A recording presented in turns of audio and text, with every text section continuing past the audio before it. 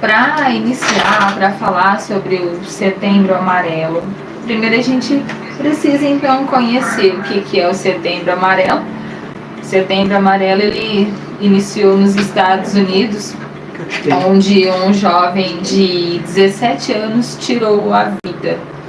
Então, a partir daí, dessa história dos Estados Unidos, ele tinha um Mustang amarelo e no seu velório foram distribuídos cartões de enfrentamento com uma fita amarela. E depois, claro, chegou ao Brasil. Né? E por isso que foi o Setembro Amarelo. Dia 10, amanhã é o Dia Mundial, né, de conscientização à prevenção ao suicídio. E só que eu sempre digo assim, né, nós que estamos na área da saúde, não é somente setembro. Setembro é como todas as outras coisas, né, que existe, tem um mês específico que tem a conscientização de algo, mas a conscientização, a prevenção, ela precisa acontecer de janeiro a janeiro, né? Se a gente for pegar os dados estatísticos, não tem um levantamento de 2023 ainda, mas recentemente, no ano passado, já teve um novo dado estatístico onde tem mais de 700 mil pessoas que tiraram a vida. No Brasil, até 2019, 112 mil até 2019. E a gente sabe que depois veio um período atípico que a gente teve com a pandemia também. Sim. E aí no ano passado, juntamente à Organização Mundial da Saúde, com a Secretaria de Vigilância, divulgaram um aumento de 40% em relação aos adolescentes. Claro, não acontece somente, você acabou de dizer, né, pessoas, seja uma criança, que seja um idoso, também tira a vida. Mas a prevalência maior está entre 15 e 19 anos, entre o 15 e 24 anos, né, segundo os dados estatísticos que a gente tem. Mas aí você pode perguntar assim, mas por que, Dalila, né, essa prevalência maior com os adolescentes? Entre os adolescentes entra o período de descobertas, o período de pertencimento de grupo, de ser aceito, né? Onde ele próprio precisa se aceitar, se descobrir. E aí muitas vezes, né, vem hoje, você até citou agora, né, em pleno século XXI, às vezes as pessoas ainda têm resistência e a gente tem um adoecimento mental grande, né, devido a vários fatores. Eu vou citar eles, né, o que faz com que a pessoa venha tirar a vida. Mas se a gente for pensar, entre 2016 e 2021, esse aumento de 49,3% da taxa de mortalidade entre adolescentes é um número muito alto, né, é um número muito alto. E muitas vezes eles refletem, né, seja na escola, para colocar aquele sofrimento que ele está passando.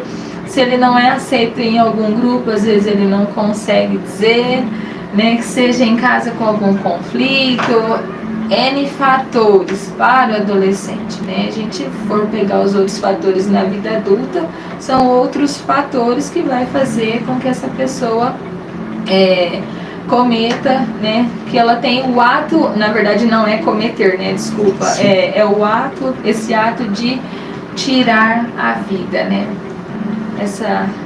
infelizmente, né. E a gente tem algumas fases do suicídio. A gente tem o pensamento suicida, onde a pessoa começa a pensar em tirar a sua vida devido ao que acontece. A tentativa, onde ela começa a se planejar, né? Depois desse pensamento, ele começa a planejar e vir a querer iniciar as tentativas. De que forma? Seja com medicamentos, seja com as armas brancas que a gente tem, né? Ele vai buscar uma forma, vendo ele, a pessoa que está em sofrimento, como uma única maneira de acabar com o sofrimento. Ele não consegue ver outra saída e acho que a única saída que tem é tirar a vida. Então ele começa a fazer as tentativas. E aí, infelizmente, chega ao ato, né, na terceira fase, que é o ato de você tirar a sua vida. Entendi. Então existem, não é assim da noite pro dia, né? A pessoa fala, eu vou... Ela vem dando indícios. Certo. Ela vem avisando, por exemplo, alguns sinais que ela pode dar. Eu não aguento mais, a vida pra mim já não tem mais sentido, não vale a pena mais viver, né? Eu vou deitar e não quero levantar mais. Então tudo isso já é algum pedido de socorro. Entendi. Então, para ele hoje chegar a esse ato, né, de ter uma morte por suicídio, né, então reforço, não é cometer, né, ele não quer cometer esse ato de tirar a vida, ele já vem dando os sinais, ele já vem dando os indícios que ele está em sofrimento. Entendi. Dalila, você falou sobre a adolescência. Bom, a Bíblia, na verdade, sabia que a Bíblia não fala sobre a adolescência? A Bíblia só fala da fase da criança, ou você é criança ou você é adulto.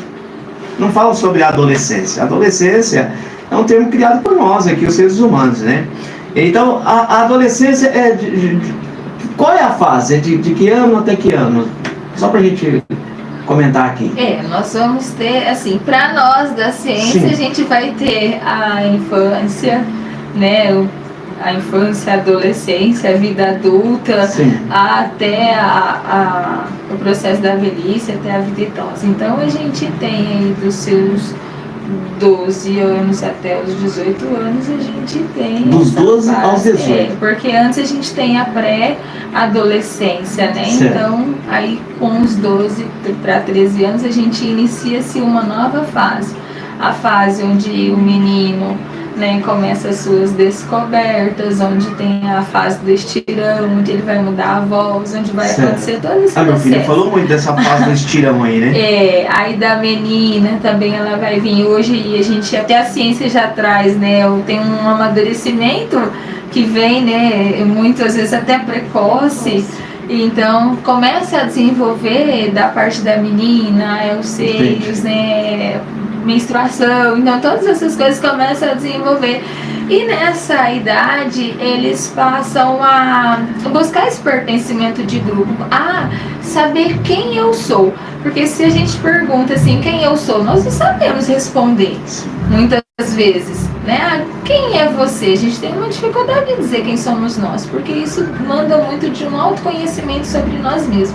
E o adolescente, ele está nessa fase de período de transição, de período de descobertas, de querer se encaixar ali em algum Sim. grupo, naquele no qual ele vai se identificar um pouco mais, né?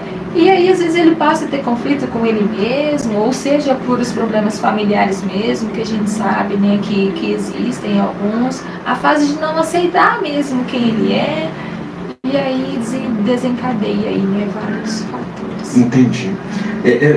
Dalila, lógico, nós não vamos revelar a nossa idade aqui. Eu não ligo de revelar a minha, tá? Eu tenho 37 anos. Glória a Deus. Eu tô com 47, eu vou fazer daqui uns dias aí. Então vamos falar assim, a gente também passou por essa fase, né, da adolescência.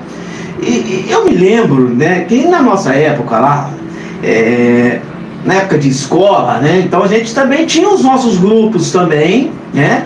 Não é nada diferente de agora, né? Por exemplo, eu tenho um filho que ele tem 26 anos, né?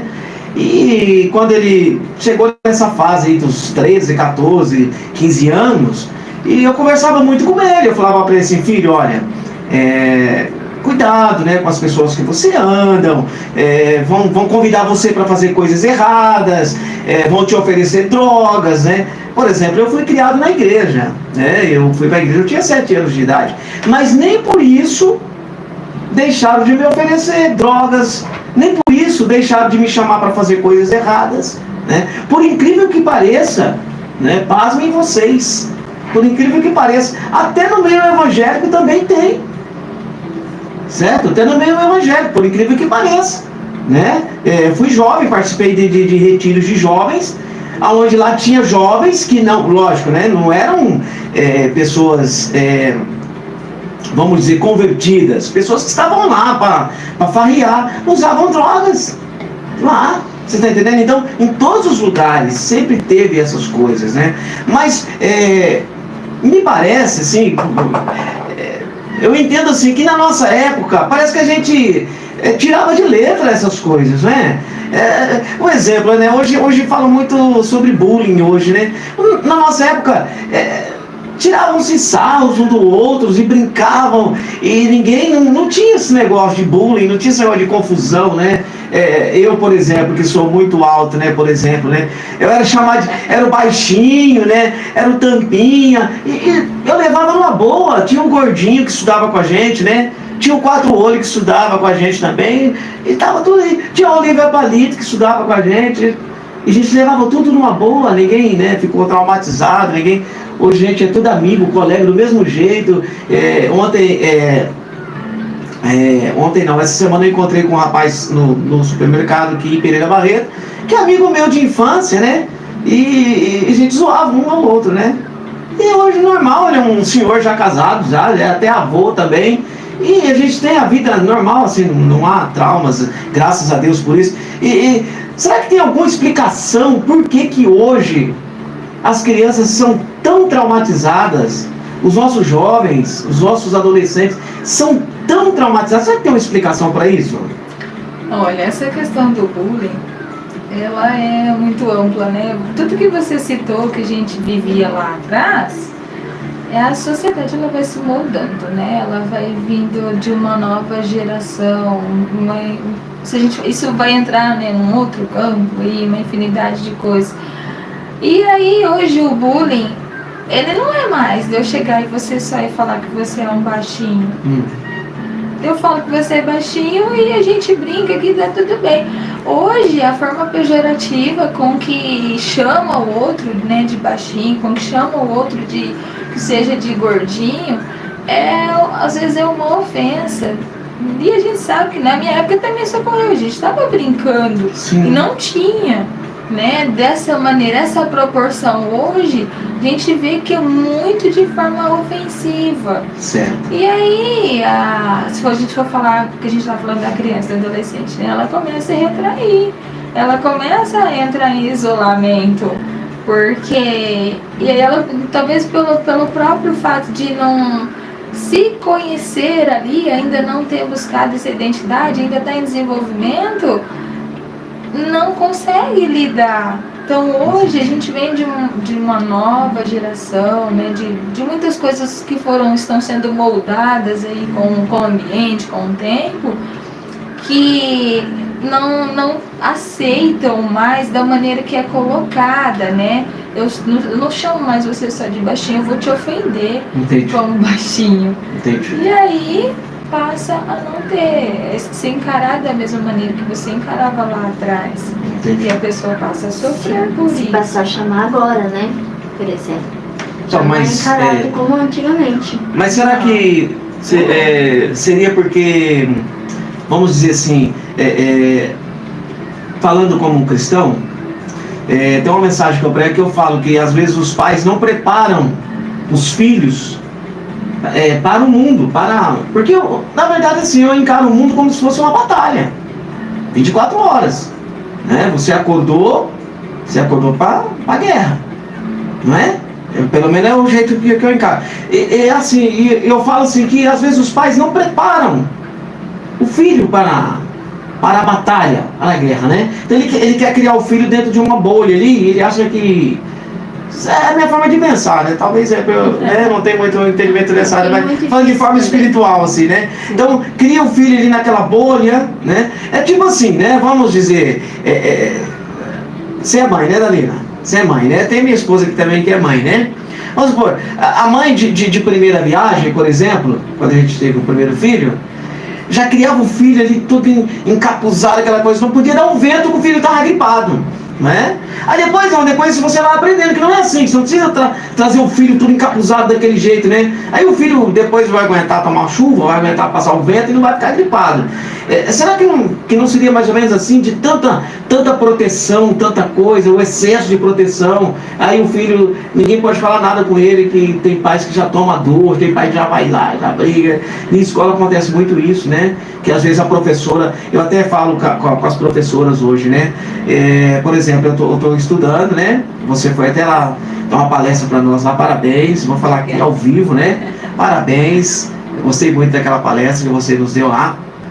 Eu falo assim lá para as professoras, que eu não costumo hoje com a forma de que, do jeito que as aulas são conduzidas. Como assim? Não com as professoras, eu digo assim, com os alunos, né? Que até hoje eu não sei sair da sala sem pedir para o professor.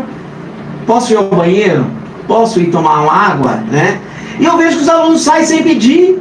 Uns põem a bolsa nas costas e vai embora. Não falam nem nada, vai embora. Né? Sai. Então, quer dizer, uns negócios meio esquisitos que acontecem hoje. Eu acho que escola, a professora não pode mais corrigir o aluno. Se corrigir e o aluno fala para o pai e para a mãe, o pai vai lá, a mãe vai lá tirar satisfação com a professora. Já está saindo todo o assunto aqui, mas daqui a pouco a gente volta, né? A minha esposa, ela se formou em pedagogia agora, e a gente estava conversando com uma mulher que também era pedagoga, e ela parou de dar aula. Por quê? Porque ela chamou a atenção de uma aluna, né, esposa, que não havia feito a tarefa, né? E a aluna achou ruim não, né? Comentou com a mãe em casa, e a mãe se preparou lá com uma faca. No outro dia foi na escola para matar a professora, porque a professora chamou a atenção da filha dela, porque não havia feito a tarefa, o dever de casa. Aí a professora ficou traumatizada e não quer mais saber de dar aula. Então você vê até onde que a gente chega. Então eu falo assim, será que não seria muito o excesso de proteção que nós como pais, né, a gente dá aos nossos filhos? Lógico, o pai e a mãe tem que proteger o filho, mas será que não seria o excesso? Aí faz com que cresçam essas crianças que muitas vezes são tão sensíveis, né, que qualquer coisa que fala, qualquer coisa que já vai atingir aquela criança, já vai... Será que não seria isso? Assim, você olhando como psicóloga. Isso daí dá outro tema, tá? Isso daí já dá outro tema. Vamos trazer você aqui mais vezes, então. Já dá outro tema. Resumidamente, porque dá outro tema mesmo, a gente, né, pra pegar a linha do suicídio. Sobre isso, a gente precisa entender que todas as coisas na nossa vida, todas elas, a gente precisa ter um equilíbrio. Certo. Não super proteger demais faz mal, não proteger e negligenciar também faz mal. Então a gente precisa, a criança precisa se frustrar quando acontece algo, ela precisa passar por esse processo de frustração. Tem que ouvir o não também, né? Os nãos da vida é um outro tema. Os nãos da vida, né? A gente precisa aprender a lidar com o não, a gente precisa aprender a lidar com as nossas emoções. Lembrando que a criança, né? Por isso que eu disse que dá um outro tema, às vezes ela não consegue organizar ali suas emoções, às vezes até nós adultos não conseguimos organizar muito bem as nossas emoções. E esse período onde a criança está em desenvolvimento, o adolescente está em desenvolvimento, ele precisa saber, claro, que aonde é o não, aonde que é o sim, e a superproteção ela atrapalha sim, e a negligência também. Então a falta do ensinamento vai me prejudicar e o excesso dele para eu não me frustrar também vai.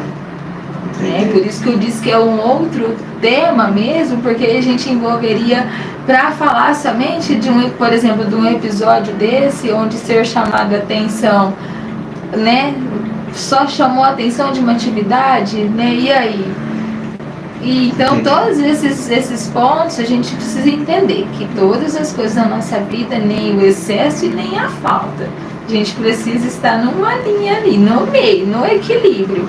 Junto com as mudanças e as tecnologias da vida, aí tem que acontecer também a maturidade, né? Então você tem que deixar aquela criança lá atrás e ir amadurecendo conforme o tempo vai passando, para você também liberar a criança também, depois ela saber sair, né? Entrar e sair, né? De certos a gente aprender a lidar com autonomia, né? Eu tenho que falar aqui, ó. Autonomia. Autonomia, a gente precisa, nesse período que a gente está ensinando, a passar certos tipos de responsabilidade. Certo.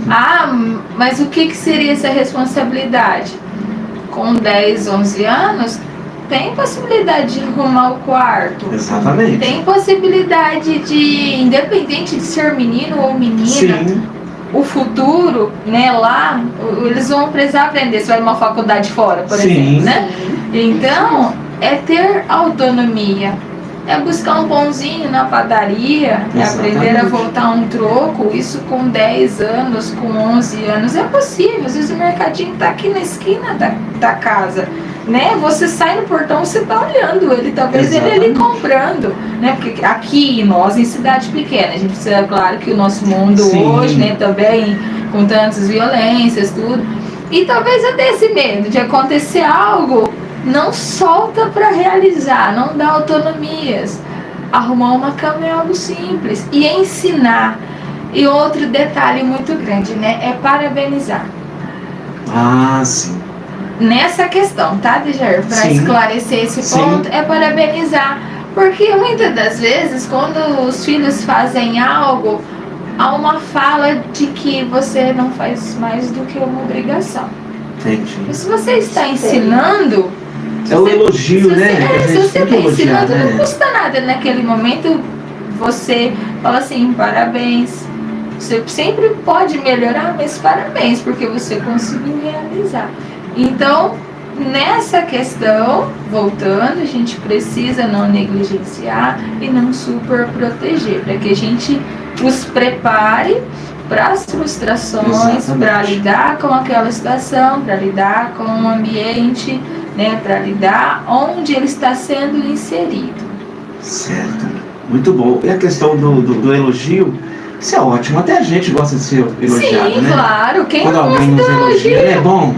Sim, se eu só te cobro. Quando você faz algo, por que eu não posso te elogiar naquele momento? Aí uma pessoa ela vai levar assim, nossa, eu nunca faço nada.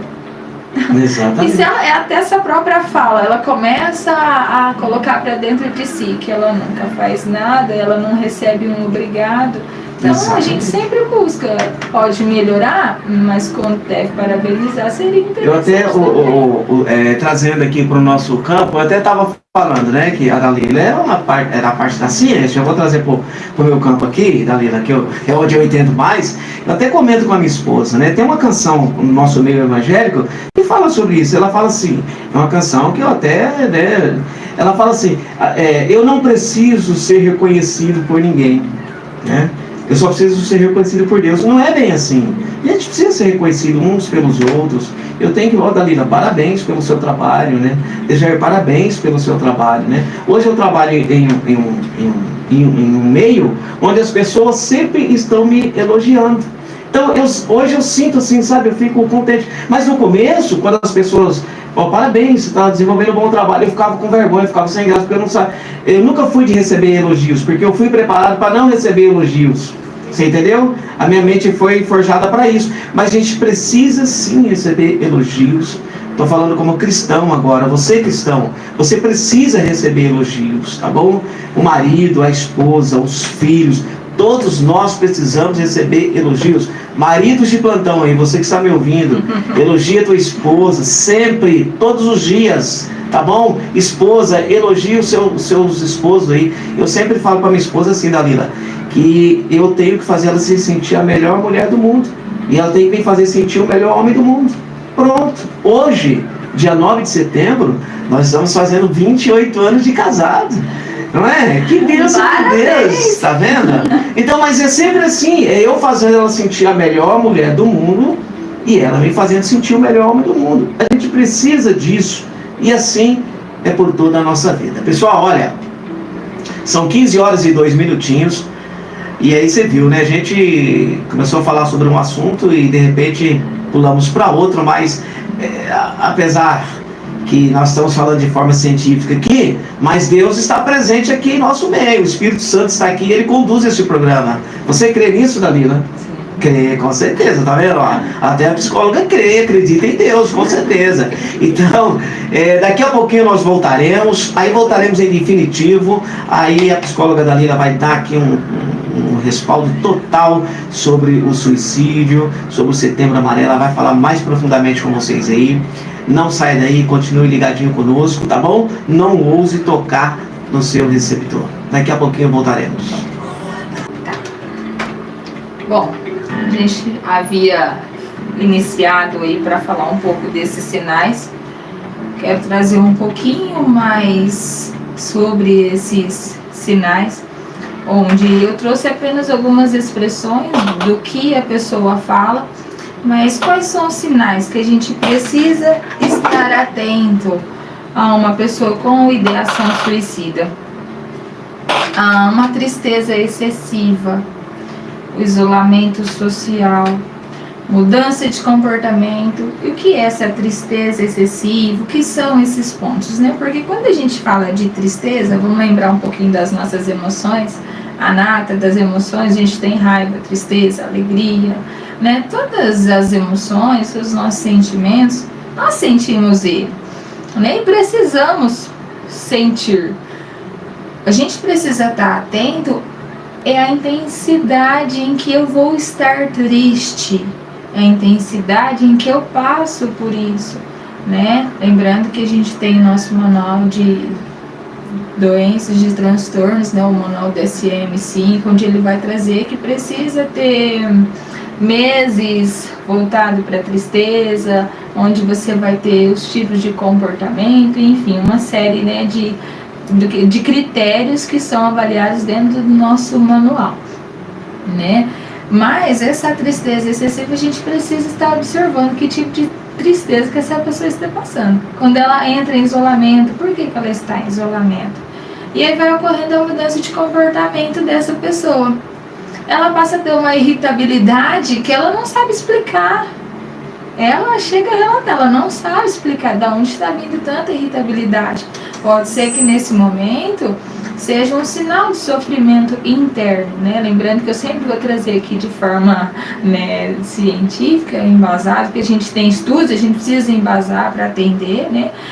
Também. Então toda essa irritabilidade, essa mudança de comportamento, onde ela passa a começar a dividir as coisas, querer fazer testamentos, já destinar aquilo que você me deu, por exemplo, eu vou te devolver, eu começo a fazer partilha sobre aquilo que a gente tem. Demonstrar calma, depois de um período de depressão, demonstrar uma calma que ali tanto faz também. A perda do interesse de realizar as coisas que dá prazer. Às vezes ela gosta de fazer uma caminhada, ela gosta de sair com alguém, ou vamos pegar o isolamento social, onde ela não quer mais sair com os amigos, onde ela se isola, onde ela não quer estar junto nem com familiares mais. Então todos esses pontos, o que é essa mudança de comportamento? Hoje eu estou aqui, amanhã depois eu não quero mais todas essas coisas. Então é uma mudança às vezes até brusca de comportamento, ou gradual, dependendo de cada pessoa, mas ela vai... Eu falei dos sinais, então esses são os sinais da pessoa com ideação suicida. Ela passa já a ver dessa maneira. Então eu começo a dividir tudo que eu tenho. Preciso estar atento eu falo que a família, até os amigos mais próximos, né, porque eu já ouvi muito dizer, né, falou, nossa, eu estava do lado e eu não percebi, como que eu não vi? Então começa a observar, porque se você é amigo, né, de alguém ali que está do lado, observa qual é o comportamento que essa pessoa está tendo, se ela está precisando de ajuda ou se ela está querendo que você ajude. Lembrando que ainda em século XXI a gente ainda tem uma resistência quando se fala em psiquiatra, que é a parte medicamentosa, não é a minha área, né? A minha área a gente vai orientar a organizar esses pensamentos, organizar essas emoções, a aprender a lidar, seja com uma ansiedade que a gente aprende a lidar, né? E aí ainda tem essa resistência. Eu vou no psicólogo pra quê? Até mesmo uma pessoa que está em sofrimento, ela não vê mais sentido. Então, pra que eu vou buscar ajuda? Pra que eu vou no psicólogo? Pra que eu vou tomar um medicamento? Se não tem mais jeito. E aí ela passa ela fala assim, eu sou um peso na sua vida. Então, tudo isso são sinais. Olha só quantos sinais, não é só um, né? Não é só um. Sim. E cada ser humano, a gente é único, individual, cada um vai trazer de uma maneira esse sofrimento. Sim. É onde a gente precisa estar atento aos sinais que o seu amigo ou ali dentro da sua casa, ele está te mostrando e que muitas vezes não é percebido. Infelizmente, né? E não é percebido. Então a gente precisa estar atento. Entendi. E Helder, infelizmente, quantas pessoas que acham que isso é frescura, né, Mariana? Ah, claro, né? Isso daí até é uma fala que a gente, se você não, né, quem tá ouvindo ou que esteja passando por isso, né, não sei, a gente às vezes não sabe, né, mas talvez alguém que tá ouvindo, precisa ficar muito claro, né, e não dizer qual é a fala mais comum que a gente tem. É frescura, é falta de Deus. Isso. Vai para a igreja porque isso é falta de Deus. Vai procurar algo para você fazer. Então, assim, se a gente não tem o que dizer, né? Se a gente não tem o que falar para aquela pessoa que está em sofrimento, o que tem que fazer? Acolher. Acolher. Olha, eu talvez não consiga te ajudar, mas vamos buscar alguém que possa nos ajudar, porque às vezes ela, num estado de dor imensa, ela chega e conta aqui pra você, fala, deixa ir, olha, eu estou assim, assim, assim, igual esse episódio que você contou, né, dessa pessoa chorando, talvez foi pra você que ela conseguiu dizer naquele momento o que ela estava sentindo. E aí, o que eu vou fazer? Eu não sei lidar, como é que eu não sei lidar nem com os meus problemas? Eu vou lidar com o problema do outro? Sim. Tá, como que eu posso te ajudar? Às vezes a pessoa só queria o seu ouvido ali um pouquinho, né? Para poder, emprestado para poder dizer ali o que ela tá sofrendo. Mas olha, vamos buscar alguém que possa nos ajudar, porque eu não consigo te ajudar. Mas a gente vai ver alguém que possa. Você acolhe, é acolher. Né? Então, se não tem nada para dizer, busque alguém que tenha. Ou o silêncio de ouvir ali. E a gente não pode negligenciar também de não falar. Porque tanto nós no consultório, quando a gente vai atender, a primeira coisa que a gente fala para o paciente é que quando há risco de suicídio, quando há risco contra a vida dele ou contra a vida de terceiros, a gente quebra o sigilo em terapia. Porque a gente precisa comunicar uma rede de apoio. Uma rede de apoio, para quem não sabe o que é uma rede de apoio, é pessoas que a gente pode contar, seja nesse momento uma pessoa que está querendo tirar sua vida ou qualquer um outro tipo de ansiedade ou de que quer que seja ali, que ela esteja passando de sofrimento interno. Então, quando há risco contra a vida, a gente quebra o sigilo. Entendi. É a única maneira de quebrar o sigilo, né? Do contrário, a gente não quebra o sigilo com o paciente, tem uma ética, né? Tem muita gente que fala isso aí, eu vou lá depois, como é que vai fazer, né? Não. Não pode, não Eu vou existe falar isso, por mim, né? A gente tem um código de ética que a gente precisa ser seguido, todas as profissões têm sua ética, a gente tem uma ética que precisa ser seguida. Então, o paciente, quando chega no meu consultório, eu falo, dá essa porta pra dentro, é o seu espaço, é o seu momento, fica aqui. Com as crianças eu ainda falo, agora a nossa caixinha de segredo, só a gente tem a chave. Por quê? A menos que aconteça o risco, né, contra a vida, que a gente vai ter que comunicar alguém pra gente, que seja o familiar, né? Então por isso que o apoio da família é fundamental no processo de alguém que está em adoecimento, né, para que ele seja suporte, para poder ajudar, para poder orientar. Entendi. Só assim, não precisa revelar, né? Já falou, tem um código de ética, Sim. mas só por questão de curiosidade mesmo. Já houve alguém, né, com o tempo que você tem de psicóloga, que você conseguiu ajudar a pessoa que chegou falando para você que queria morrer, coisa e tal, e você conseguiu ajudar? Já houve casos assim ou ainda não chegou um caso desse para você? Para que eu não quebre justamente Sim. a ética com os meus pacientes, eu prefiro não dizer, né? Porque a nossa cidade ela é pequena. Ok. Então, mais claro que se chegar alguém, né, com Sim. alguns indícios, é muito importante que também busque ajuda medicamentosa para que a gente possa trabalhar junto. Sim. Então, são parceiros para que o psiquiatra e o psicólogo possam trabalhar juntos e ajudar a pessoa, né, ela querer ser ajudada, né, a gente vai orientar, a gente vai ajudar para que ela consiga passar dessa fase da melhor maneira possível, né, para que a gente não venha chegar a ver depois uma pessoa tirando a vida. Você como psicóloga, vou te fazer outra pergunta, né? Não tá nada combinado aqui não, pessoal. Não mesmo. Não. Só como você, assim, como psicóloga, você pode ser assim, naturalmente, você pode dizer que sim ou que não, tá bom? Não tem problema. Aqui, o nosso programa aqui é diversidades, né? Então, não tem problema nenhum. Mas você acha que uma pessoa que ela tem uma religião, uma pessoa que frequenta uma igreja, uma pessoa que seja crente ou católico, sei lá, isso ajuda um pouco a pessoa, psicologicamente ou não? Ou não tem nada a ver? Olha, até cientificamente falando, já tem alguns estudos que estão, né, eu não vou me aprofundar nisso. Sim. Porque eu ainda não li, certo. Já ouvi, né, alguns estudos em dizendo que quando você tem eu vou pegar as pessoas com câncer, então vou dar um exemplo das pessoas com câncer que eu atendo numa associação. As pessoas com câncer, ela vem de uma fé muito grande, certo. Que eu observei, né, onde elas se apegam a essa fé também para se reerguer de modo espiritual, né, para que elas possam.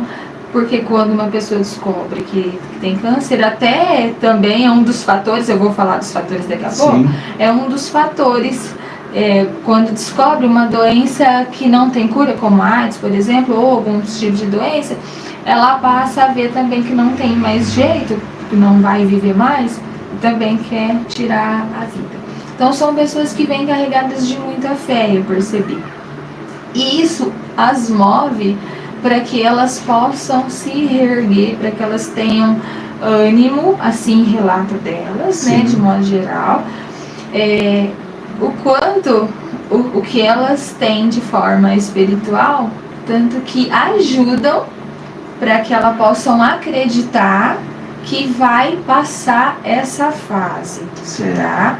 Então, assim, uma pessoa... eu, particularmente, Dalila, além de ser psicóloga, eu tenho meus valores. Sim. Eu vou também ter a minha religião. A gente não mistura, às vezes, ali no consultório. Mas esse fato de ter alguma religião, da pessoa estar e seguir um caminho, né, vai ajudar.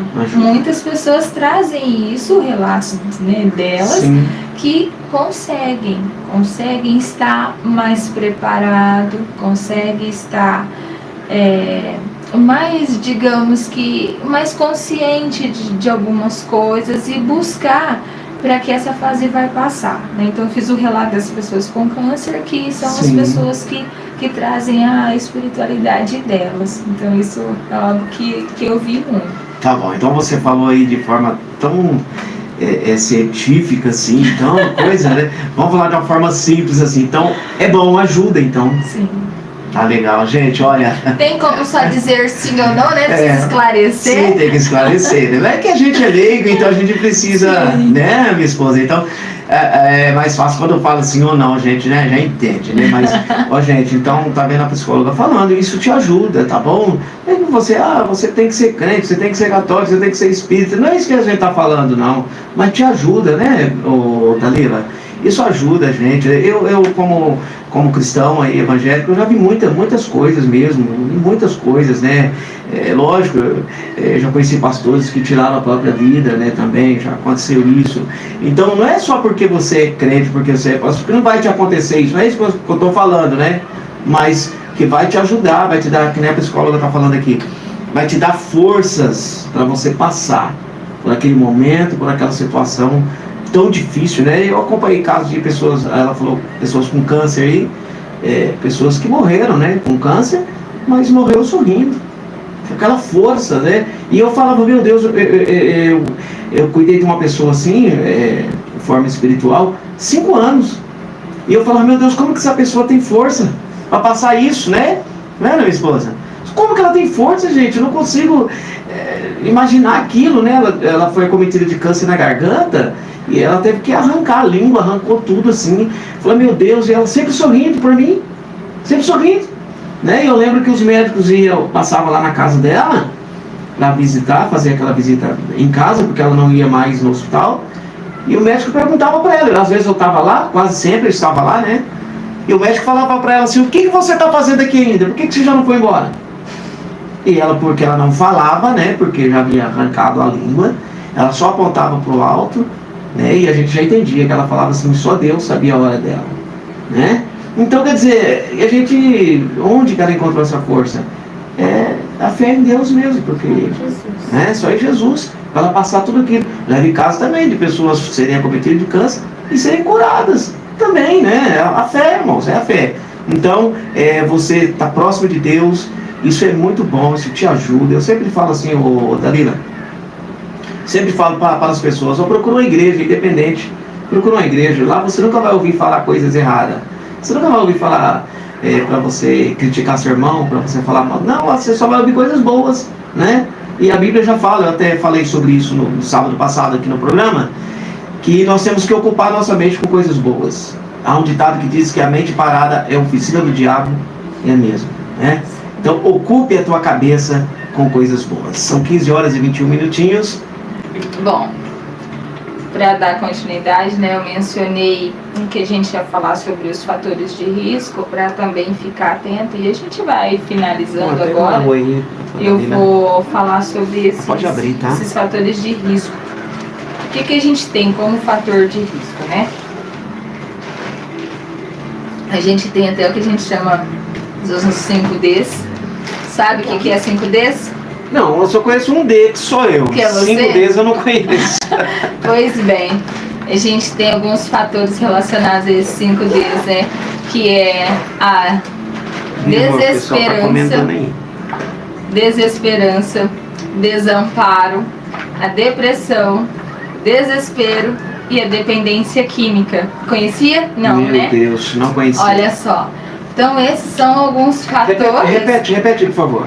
Desesperança. Desespero. Peraí, desesperança e desespero é diferente? Sim. Desesperança é eu não acreditar mais. E o desespero, olha só, a pessoa, aquele conflito tão grande que eu passo a ficar desesperada. Entendi. Então tem diferença, tá? Então desespero, desesperança, o desamparo, que é eu não ter o apoio que eu citei. Certo. A depressão e a dependência química. Certo. São os fatores que levam também a pessoa a tirar a vida. Lembrando que não é só a depressão que faz com que alguém tire a vida, tá? A depressão, ela é uma das principais causas. Ela não é a única, tá? Ela é uma das principais. Da pessoa que entra em depressão, da tristeza profunda, que eu já mencionei, sentimento de solidão, todas essas coisas muito profundas, né? E aí a pessoa que está em depressão, ela não vê uma solução mais. Então ela passa a enxergar que a morte também é a única coisa, o único modo de acabar com o sofrimento, né? Então aí a gente tem a depressão. A gente tem como um outro fator os problemas familiares, os conflitos em casa, a perca de algum familiar, que às vezes você não consegue lidar com aquele luto, com aquela perca, e você passa também a não conseguir resolver esses conflitos e achar que então também não tem mais saída nem os conflitos, a separação dos pais, as discussões que ocorrem, de uma maneira intensa, porque a gente, discussão às vezes vai ter, lembrando, né, o que eu falei lá atrás, né, a gente tem uma linha aí do excessivo, né, do que falta, então discussões às vezes vai haver também. E aí, o que acontece? Você quer falar agora ou eu posso continuar falando? Não, pode continuar, então, tá. Pode continuar. Então tá bom. E aí, a depressão, os conflitos familiares, o uso de drogas, o abuso, o uso excessivo de álcool e drogas, não é só da droga, tá?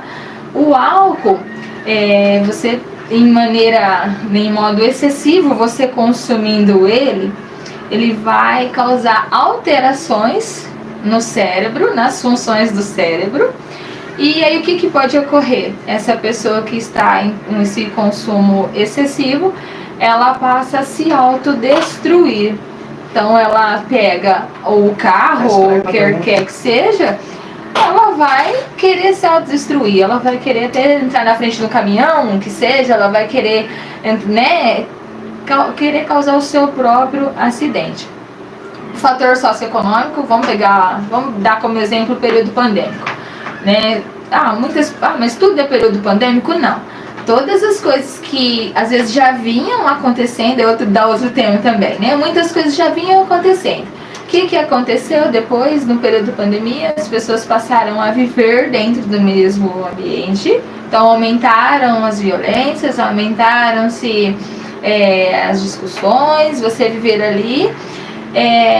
Aumentaram o fator socioeconômico, então as pessoas tinham aquela riqueza, tinham aquele bem e perderam.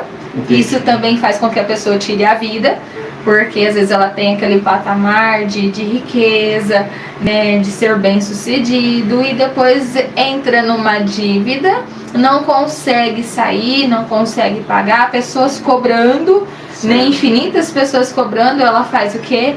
Ela também não vê uma saída, então ela tira a vida. As pessoas que fazem isso, elas não querem tirar a vida, elas, na cabeça delas, elas veem como a única saída, tá? Então, ela não quer tirar a vida, porque quando ela vem te dando indícios, ela não quer tirar a vida dela, ela não quer. Exatamente. Mas a cabeça às vezes está tão conturbada, pensamentos todos alterados, então ela passa a ver dessa forma. Então, sobre o efeito do álcool, das drogas, então tem um efeito aí em que altera as funções cerebrais e faz com que a pessoa se autodestrua, tá? Os traumas emocionais voltados para o abuso, voltados para o abuso, para os maus tratos. Precisa ligar, tá? Isso também são os traumas emocionais, a violência psicológica. Então tudo isso, esses traumas, né, vai fazer com que também essa pessoa queira tirar a vida. Eu falei do diagnóstico das doenças, né, eu já citei como um dos fatores. Pessoa, né? Abala. Uma pessoa que ela recebe um diagnóstico de HIV, por exemplo, não, a gente sabe que não tem cura. Sim. Então, às vezes ela não sabe lidar. Tem muitas pessoas que vivem normalmente. É verdade. Tudo é a maneira em que eu começo a encarar as coisas, é a maneira com que eu lido. Até você tá né? Não é o que você fala pra mim, é a maneira com que eu lido que você me fala. Entendi. Olha, tem uma pergunta aí pra psicóloga. A minha esposa vai ler a pergunta pra você enquanto você toma uma aguinha aí, psicóloga. Olha aí, minha esposa, por favor. Essa... Tá vendo? Deixa eu ver. Isso. Essa pergunta é da Vitória Cauane Nunes Cavalieri. Lê antes o comentário dela aí.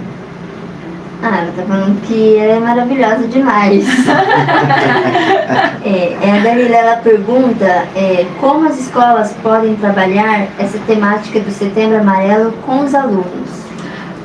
É uma excelente pergunta, né? Eu trabalho na escola, trabalho no Colégio Anjo de Agosto, até já montei algumas coisas para trabalhar.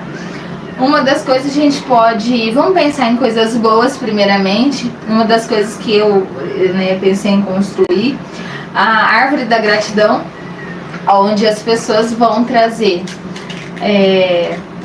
de forma positiva aquilo que ele é grato, Que está dentro dela, né? que está dentro dela, deixar exposto para que outras pessoas podem ler, né, sobre essa gratidão.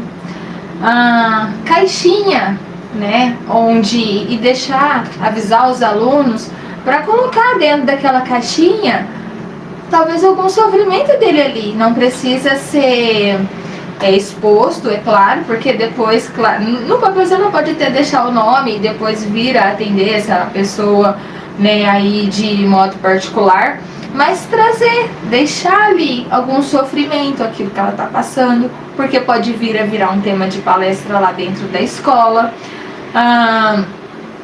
Pensamentos, ideias positivas, algo também que possa, para ajudar a esse grupo de adolescentes, trazer para os professores, né? Isso com os adolescentes a gente pode abordar várias coisas, né, com os adolescentes. A gente pode fazer uma palestra para eles também, que seja uma roda de conversa voltada para uma temática para a idade dele mesmo que seja falando sobre o Setembro Amarelo, mas algo até de forma mais lúdica, igual a gente trabalha com a criança, mas de forma mais lúdica. Trazer os professores, né, não só os alunos, mas trazer os professores para que eles possam ser trabalhado uma saúde mental ali com esses professores também, para que eles possam ajudar os adolescentes, que hoje a gente vê muito episódio de crise na escola, né? Então, para que esses professores também possam ajudar. Então, assim, dá para fazer diversas coisas, viu, Vitória? Dá para fazer várias coisas com os adolescentes, com a equipe pedagógica, porque dá para trazer também, dá para fazer várias etapas em que você traga a comunidade escolar, traga ali funcionários da escola, né? Lembrando que não é só os adolescentes que tiram a vida, né? Mas um adulto também. Então, trazer a escola, né? Trazer a equipe pedagógica e realizar uma atividade que você realiza, depois você pode alterar ali para ir trabalhar com esses professores, trazer experiências de vida, né? Trazer esses momentos vivenciais para que possam levar uma mensagem de apoio, para que possam levar uma mensagem de que eu estou aqui, né? Para saber que a pessoa não está sozinha, ela não está. Às vezes ela acha que ela está sozinha, mas ela não está sozinha. Isso é muito importante, né? Saber que nós não estamos sozinhos. Nós não estamos sozinhos. Você está falando aí, Dalila, e eu estou me lembrando, eu tive um amigo que ele tirou a vida quando ele era criança. A gente tinha a mesma idade, 8, 9 anos de idade, e ele tirou a própria vida. E o que será, né, que levou essa criança de... Na verdade, a gente... Sabe aquelas artes de criança? Eu estava fazendo uma arte lá. E, né, não vou citar nomes aí, que a pessoa mora aqui na cidade. E o dono ali chegou na hora e começou a ameaçar a gente, e correu atrás da gente, sabe? E ele correu para um lado e correu para o outro. Bom, ele não vai pegar os dois ao mesmo tempo, né? E o senhor correu atrás dele. E lá o senhor ficou ameaçando ele. Olha que a hora que sua mãe chegar, eu vou contar pra ela. E a mãe dele era muito brava. Eu vou contar pra tua mãe, vou fazer tua mãe te bater, que não sei o que, tá bom. E ele correu o assunto ali. E quando a mãe dele chegou, a mãe dele trabalhava na roça, né? E quando a mãe dele chegou, a mãe dele foi lá na minha casa perguntar dele, porque eu e ele vivia junto, né? Cadê o fulano? Eu falei assim, olha, não sei, né? Já fiquei com medo de contar pra ela o que tinha acontecido, né? E aí ela saiu procurando, chamando, era mais ou menos umas 4 horas da tarde que ela tinha chegado da roça, e foi escurecendo e nada dele aparecer. Aí, eu me lembro que ela, assim, 6 horas, quase 7 horas, ela começou a gritar e a chorar, e que ela tinha encontrado ele. Ele estava atrás da casa, tinha um pé de manga muito, muito grande, né? Um tronco muito grosso. Ele estava atrás daquele tronco caído. Ele havia tomado veneno com medo da mãe. E a mãe pegou ele, a gente foi lá, eu era criança, né? A minha mãe, todo mundo chegou lá perto. E a mãe dele pegou ele no colo, assim, o que aconteceu? O que aconteceu? Ele só falava assim para ela, a senhora não vai me bater, mãe? A senhora não vai me bater? Então isso me marcou muito, né? Então, realmente, gente, olha, essa é uma coisa muito séria. Muito séria. E ele faleceu ali e tal. E isso aí é uma coisa que às vezes a gente fala, isso nunca vai acontecer. Acontece sim. A gente tem que tomar muito cuidado, né, Thalina? Tem. Precisa, né? Olha só, né? Um fato desse. E naquela, então eu vou apanhar, minha mãe vai me bater, então talvez para que isso não aconteça. Sinal que não tinha diálogo, né? Tinha medo da ação da mãe. O diálogo é muito importante, né? Diálogo, carinho, né? Tem que ter. Precisamos demonstrar, né? Eu sempre falo, às vezes assim, são pequenas atitudes, às vezes a gente não precisa ali todo momento estar dizendo eu te amo. Não. Né? Mas mostrar com atitudes. Demonstrar, né? Demonstrar, porque assim, tudo passa tão rápido. Né? Hoje a gente está aqui conversando, amanhã a gente não sabe, exatamente. Né? Então assim, a gente precisa valorizar a nossa vida. A nossa vida é muito importante. Com certeza. Né? Valorizar quem nós somos, nos entender. Mas eu já busquei a Deus, ou eu já tentei de todas as formas. Busque ajuda. Exatamente. Busque ajuda psicológica. Exatamente. Busque ajuda terapia, de um profissional. Faz terapia. Gente, quem não faz terapia é tudo de bom. Exatamente. Né? Não é porque eu sou psicóloga hoje, mas um dia, lá atrás, qual que é a pergunta? Todo mundo fala, pra que terapia? Né? A terapia é para que você aprenda a lidar justamente com questões que é alguém de fora. O psicólogo é alguém sem julgamento, é alguém que vai estar ali para acolher a sua dor, para acolher o seu sofrimento, né? Para tentar te orientar de alguma maneira. Ser tão claro que o outro também precisa querer, precisa, né, fazer diferente para o trabalho se tornar um trabalho mais... Não é mais fácil para se tornar um trabalho mais produtivo, um trabalho em que você consiga realmente ajudar, porque eu quero te ajudar e se você não quer ser ajudado, fica mais difícil. Então ainda tem essas resistências, né? Mas se valorizar, buscar ajuda, hoje até para muitos foi entrar na pandemia e passou a ter o atendimento online. Muitas pessoas hoje realizam atendimento online. Você faz atendimento online? Sim, faço atendimento online. Só não faço o atendimento online com criança, porque com criança a gente precisa desse lúdico, né, para trabalhar. Com criança é de forma mais lúdica. Mas através do desenho, vai lá para desenhar. Através daquele desenho a gente vai trabalhar. Através daquele jogo a gente vai trabalhar. Então, se valorizar mais e realmente reconhecer. Não é vergonhoso pedirmos ajuda. Sim, com certeza. Não é vergonhoso. Então entendam que não precisam ter vergonha de pedir ajuda. Pode pedir ajuda, não pode? Pode pedir ajuda. Você quer fazer outra pergunta aí? Olha só, ela. Da Vitória ainda. Ela falou assim, o que você pensa dessa crítica em trabalhar sobre a temática apenas do Setembro Amarelo, sem trabalhar em outros meses? Você acredita que tem alguma negligência em relação à saúde mental?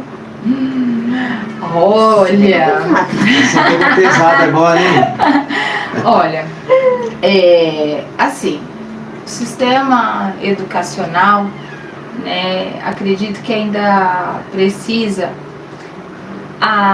ver até o próprio psicólogo com os olhos de que ele está ali na escola, que agora foi aprovado, né, não sei quando vai começar aí de ter o psicólogo e o assistente social na escola.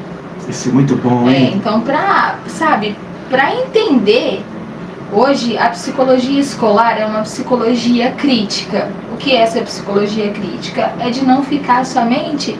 porque na escola a gente não trabalha com terapia. Né? A gente faz um acolhimento, uma escuta ali, mas a gente não trabalha. O psicólogo escolar não faz terapia na escola. Né?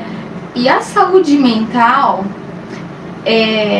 claro que cada caso é um caso, né? Não, é muito amplo, né? A pergunta da Vitória de entender como negligência, mas eu vejo como um trabalho de formiguinha. um trabalho em que o sistema educacional como um todo, né, a gente consegue fazer o nosso trabalho aqui. Lá em cima, a gente não tem como, né? Lá em cima que eu digo são a parte do sistema mesmo, de Estado, de governo, de todas essas coisas. Então a gente precisa tentar implantar aqui, enquanto a gente está mais próximo, de que não a negligência em si, mas de mostrar que é possível, né? É por isso que eu digo que a prevenção, aquilo que a gente tem que trabalhar, que não pode ser só de janeiro de setembro ou mês específico, porque em janeiro é o mês de janeiro branco, é o mês da saúde mental. Então, aí vai trabalhar ali em janeiro. E a pessoa tira a vida, ela não tira a vida só em setembro. Entendi. Ela tira a vida em outro mês. Na escola, toda essa questão que a Vitória está trazendo, então esse modelo crítico ainda não é visto com os bons olhos. Ainda é visto como uma maneira de você apagar fogo. De você ser o bombeiro que apaga o fogo naquele momento. E às vezes, naquele momento, você não vai conseguir apagar o fogo. É preciso esse trabalho onde, né, a Vitória citou como se é possível, né, ser uma negligência ou não. Então é um trabalho que precisa ir sendo executado aos poucos para que eles realmente entendam que dentro da escola você está ali para contribuir, seja com os professores, seja com a equipe pedagógica, e se trabalhar a temática que seja do Setembro Amarelo ou algo voltado para a saúde mental, que hoje a gente tem um mundo adoecido, Sim. Né? Um mundo sem ser mais tolerante, sem, né, não ter... A gente vê pessoas tirando a vida do outro, às vezes por tão pouco, né? Exatamente. Então, todas essas coisas, temáticas voltadas para a saúde mental, para mim, acho que teria que ser trabalhado todo mês. Todo mês uma temática diferente. Com certeza. E para todos, tá? Não só para o aluno. Com Pro aluno, certeza. pro professor, para todo mundo. Para todo mundo. Exatamente. Então, algo que é um trabalho de formiguinha ainda, para poder fazer para poder realizar. Mas nós vamos Não sei se eu conseguir. respondi, espero ter respondido, né? A pergunta sua, Vitória. Se você não entendeu ou entendeu, dá um joinha aí. Né? Pra saber se eu respondi, né? Se você conseguiu entender, se ficou claro ou não. Olha, gente, parece... trabalhar todos os meses. Todos os meses. Parece uma coisa, é porque a gente... mundos diferentes, né? A Dalila está falando sobre psicologia, né? Mas tudo que ela fala ali, olha, Dalila, tudo que você está falando aí, eu vou te falar uma coisa. A gente aqui, eu e minha esposa, a gente tem a mesma idade, sabe? Uhum. E a gente ouve isso desde criança na igreja. Tudo que você está falando, não dessa forma tão técnica, né? Uhum. De uma forma mais assim, simples. Mas a gente ouve isso, né? Por isso que eu falo, a pessoa ir na igreja não é... Vai lá que você vai ouvir coisas boas. Não é isso, minha esposa, que a gente ouve tudo isso. A igreja, além de você ouvir a palavra, a palavra que te faz você aumentar a sua fé ao ouvir ela, e mesmo assim, tem isso e tem também os irmãos, né? Aquela convivência, momento, né? de descontração, tal. É isso aí, aquela amizade. Eu falei pra minha esposa assim, hoje, assim, que eu falei, você sabia que até a gente ir na igreja é uma forma de terapia? Você participar ali, você tá congregando, muito bom. você vai passear com os irmãos, vai tomar um sorvete com os irmãos, vai comer uma pizza. Passear, isso é ótimo demais, Dalila. A gente ri, a gente, né? Fala que tá de dentro pra fora, vem de fora pra dentro. E aí, nesse caso, a gente precisa externalizar o que está aqui dentro e colocar para fora, para que tudo que está aqui dentro de nós não vire justamente esses conflitos internos e para que a gente possa começar a pensar de forma não tão saudável com a nossa vida. E aí você acaba também, assim, sendo abraçado, recebe um abraço daqui, um abraço dali, você se sente assim, sabe? Um abraço, né? Um abraço é tão bom. Dalila, como que faz a diferença, né? Um abraço, um bom dia, uma boa tarde. Como que faz a diferença? Faz. Um gesto de sorriso faz muita diferença. Sim. Gente, olha só, são 15 horas e 47 minutinhos.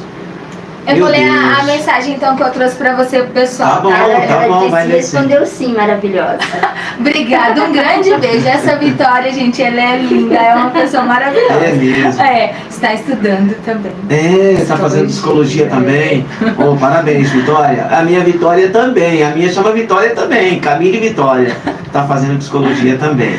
Vai lá, Dalila, lê pra mim aí a mensagem Eu que vou você... deixar a mensagem aqui, acho que pra Isso. gente. Bom, se ninguém tiver mais perguntas, a gente vai finalizando, né? Isso. Então, prestem atenção, né? Não deixe transbordar o que fazem mal. Procurem ajuda, é o que eu venho falando aqui desde o começo do programa. Não deixe transbordar. O nosso corpo sempre vai dar sinais de que algo não está bem. Então comece a não deixar, ao invés de vocês internalizar, que seria colocar para dentro, vamos colocar para fora, vamos externalizar. É fazer aquela faxina, né, Dalila? É fazer. Como diz Precisa, o professor nosso, é você vomitar precisa fazer tudo isso, aquilo né? que te faz mal. Precisa fazer isso, né? Ô, Dalila, mas sabe que são... Meu Deus, a hora tá passando, eu tenho que falar. São coisas que são fases da nossa vida, né? Tem fases que a gente vai só recebendo, vai falando, as pessoas vão criticando, vão falando, você vai recebendo. Aí chega uma fase da nossa vida e fala assim, peraí, gente, eu não preciso ficar recebendo tudo isso, né?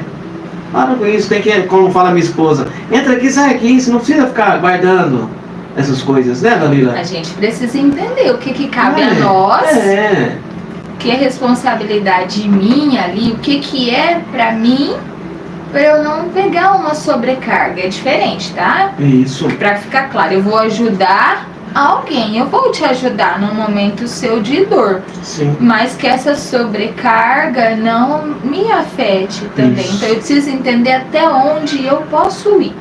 Ó, os nossos braços são pequenos, né? Então até onde eu E posso bem ir. pequeno. Até onde eu posso ir. Pessoal, são 15 horas e 49 minutinhos. Daqui a pouquinho nós vamos estar encerrando o nosso programa. E eu quero fazer uma oração por você, né? E a Dalila também, uma mulher de fé também. Ela vai estar orando, apesar... Ela é uma psicóloga, mas ela acredita em Deus também, né, Dalila? Nós vamos estar orando juntos. Eu quero... desde já, eu quero agradecer a presença da Dalila aqui. Quero dizer que foi uma honra muito grande estar te recebendo aqui no nosso programa. Quero dizer que os microfones aqui do nosso programa, na hora do nosso programa, eu creio que da emissora sempre estará aberto para você. Sempre que você quiser comentar sobre algum assunto, você tem meu telefone, você tem o número do meu WhatsApp, você vai... Olha, eu preciso ir lá, queria comentar sobre isso. Fique à vontade, tá bom? Nós vamos te convidar mais vezes para vir aqui no nosso programa com outros temas que eu acho muito interessante falar, né, sobre a psicologia, falar sobre a saúde mental. Isso é de suma importância. Então nós vamos fazer novos convites para você. Eu espero que você aceite os nossos convites. Eu espero poder contar com você, tá bom? Bom, eu só tenho a agradecer, né? Agradecer pelo convite, agradecer por contribuir de alguma forma, né? Você sempre trazendo aí a sua parte de forma religiosa, eu dizendo, né, que trouxe de forma científica, mas isso é muito bom, a gente Sim. poder ajudar alguém, Sim. a gente poder levar um pouco de conhecimento para alguém, porque talvez um fator de risco desse ou algum sinal, talvez quem está ouvindo vai conseguir se atentar mais. Quando eu falo que é um trabalho de formiguinha na área lá da educação, é um trabalho de formiguinha em muitas áreas da nossa vida. Então, talvez quem ouviu vai conseguir ficar mais atento, ou talvez, se está passando por uma dificuldade, conseguir reconhecer que precise buscar ajuda, né? E nós profissionais vamos estar aqui para poder acolher. Então, eu só tenho a agradecer por poder levar um pouquinho de conhecimento. E claro, né? Estando disponível, pode ter certeza que eu estarei aqui. Então, eu só tenho a agradecer. Olha, gente, eu vou te falar uma coisa. Eu tenho muitos assuntos aqui, mas as horas não nos permitem mesmo, né? Eu, como religioso, como eu já dirigi igrejas, várias pessoas que chegaram lá na igreja pedindo ajuda, e às vezes não era uma ajuda espiritual, a gente via que não era espiritual, né? E a gente fica sem saber como lidar com a situação. Tô lembrando até de um rapaz que chegou falando lá na igreja, né?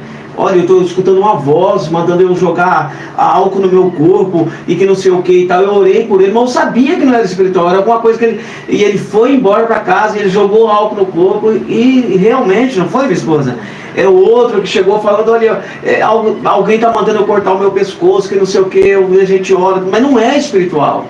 Entendeu? Então hoje a gente entende que não é só espiritual, gente. Então isso é uma coisa muito séria, né? E essa pessoa foi lá mesmo e se degolou mesmo.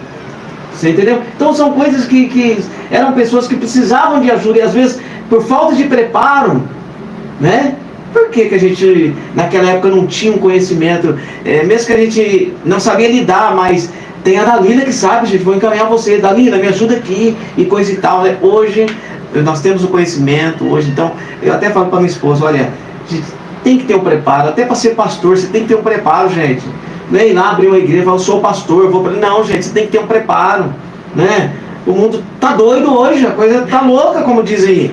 A gente tem que ter um preparo, gente, tem que ter um preparo, né? Mas perdi alguns amigos assim, mas não sei, né? É triste, né? É triste, hoje a gente fica só as lembranças e é triste, mas estamos aqui, eu agradeço a Deus por ter conhecido a Dalila. Na época eu já conhecia a Dalila, mas ela ainda não era psicóloga, né? Mas o momento é esse que a gente está se conhecendo, assim, eu estou te conhecendo como psicóloga hoje. Hoje se chegar alguém pedindo ajuda, eu tenho para quem indicar, né, minha esposa? Olha, procure uma psicóloga, vai lá, vai na Dalila e tal. E, então, mas tudo tem um momento certo e a hora certa. Eu acredito que como eu comecei o programa falando, eu não acredito em coincidência, né? Tudo tem um momento certo, o momento é agora. Então, infelizmente, a gente não pôde ajudar aquelas pessoas, né? Mas a partir de hoje, eu como cristão, né? Logicamente, não vou enxergar tudo como demônio, não, né? Eu vou enxergar que existem realmente as coisas que precisam de um tratamento, precisam de um aconselhamento. Hoje eu tenho aonde conduzir essas pessoas. Dalila, por favor, eu gostaria que você falasse, você não falou nada, onde que é a sua clínica, onde que é o seu consultório, como que faz, se alguém quiser uma consulta, tanto online quanto presencial, como que faz, Dalila? Eu vou perguntar de preço, não que preço aí depois você faz. Não, você vai a gente nem pode, nosso conselho nem não pode, permite tá vendo, gente? divulgar Aí, preço, tá? Vai lá, Dalila. Bom, mas eu atendo aqui em Pereira Barreto, eu tenho um consultório na Avenida Gregório Sudiano, ali próximo ao Quintal das Artes, chama Clínica Superação. Então eu atendo ali de segunda a sexta, né? Só não atendo no sábado, claro que o meu telefone, se alguém precisar do meu telefone, né? O Dejair tem, posso passar aqui também, não tem problema pode falar, nenhum. Então, pode falar. Bom, 18-99168-6395, esse é o meu contato. Particular e uso profissionalmente, né? Então, às vezes, os meus pacientes, todos eles têm meu contato, porque em caso de emergência, eu preciso estar, né, disponível ali para poder ajudar eles, certo, né? Então, eles têm meu contato. Só não atendo quando eu estou em atendimento, né? Faço esse trabalho na escola, atendo o convênio da Unimed, hoje eu atendo o convênio da Unimed. Houve uma procura, né? Então eu tenho o convênio da Unimed, é o único convênio, tá? É da Unimed. Faço esse trabalho, é um trabalho voluntário com as pessoas que têm câncer na AGAS, né? Então quem tiver câncer tem que procurar a AGAS, né? Não vai procurar particular. O que é a AGAS? A AGAS é uma associação de autoajuda que tem aqui em Pereira Barreto, que já é uma associação que tem faz muito tempo, certo, mas agora eles conseguiram abrir um espaço e lá eu entrei como voluntária para poder fazer atendimento psicoterápico, mas com as pessoas voltadas para o câncer. Fica próximo à PIB ali na Dermival Franceschi? Isso ali. Lá, então, assim, quem tiver com câncer, busque lá, porque lá tem já os profissionais também, todos voluntários para atender. E eu tenho o meu consultório onde eu atendo particular online. O online não é para crianças, né? Crianças, certo, aí precisa ter um momento igual eu falei no consultório. É isso. Mas esse online é pela internet ou pelo WhatsApp? pelo WhatsApp, chamada de vídeo eu faço, ou tem uma plataforma que a gente tem o Google Meet, né, quem tem no celular instalado, a gente faz, né. Eu não gosto de fazer o atendimento digitado ali, tem gente que faz, eu não gosto. Então, o meu contato com os meus pacientes, se for através do WhatsApp, é uma chamada de vídeo, né, ali, claro, e no mesmo tempo de consulta, que às vezes aí dependendo da internet, ou uma plataforma que a gente entra e faz uma chamada de vídeo, né? E a emergência, se de repente ocorre aí que o paciente está precisando de você naquele momento, e te, né, faz uma ligação. Mas do contrário, é o atendimento presencial no consultório e o atendimento online, que foi o que facilitou com a pandemia, né? Sim. De ter o atendimento online. Então vamos lá, o endereço é na Avenida Gregório Juliano, 1417, próximo ao Quintal das Artes. e o telefone é o 18 99168 6395. Ok, gente, precisando aí então, psicóloga Dalila, tá certo? Olha, 15 horas e 58 minutinhos,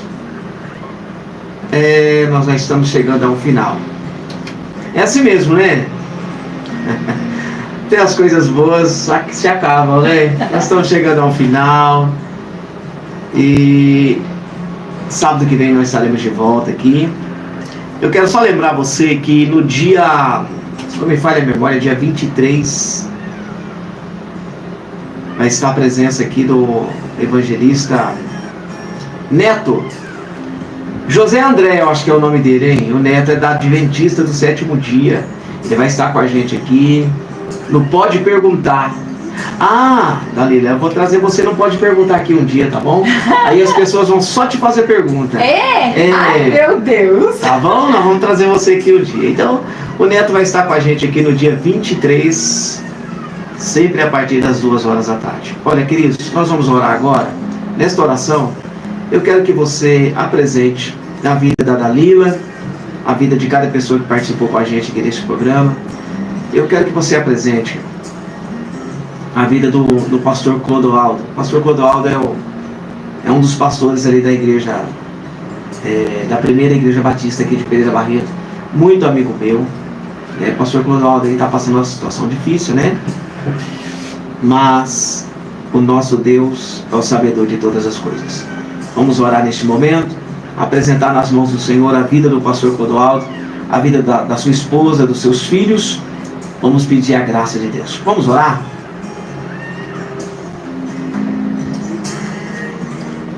Senhor, nosso Deus e nosso Pai, ó Deus, Criador dos céus e da terra, em nome de Jesus, nós estamos diante da Tua presença neste momento. Queremos Te agradecer, Pai, por cada pessoa que esteve conosco aqui, desde o início até o término deste programa. Meu Deus, queremos apresentar nas Tuas mãos a vida da Dalila. Eu Te agradeço, Pai, pela presença dela aqui.